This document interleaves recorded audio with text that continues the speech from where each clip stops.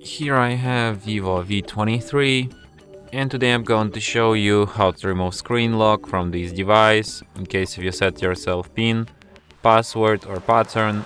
Unfortunately you forget it, can't even unlock your device now. So what can you do in this kind of situation? Firstly, you should turn your device off by holding down power key, and after it turns off completely, hold down combination of keys power key plus volume up at the same time like this.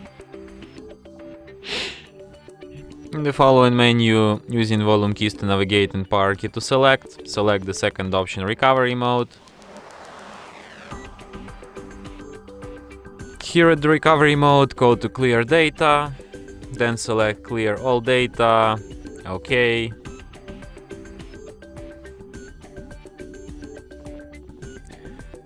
And after all the data from your device will be wiped, including your lock screen password, you should just return and then restart your device.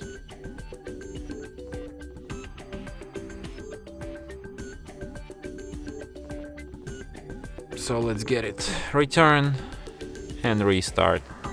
And device will be restarted in about a minute or so.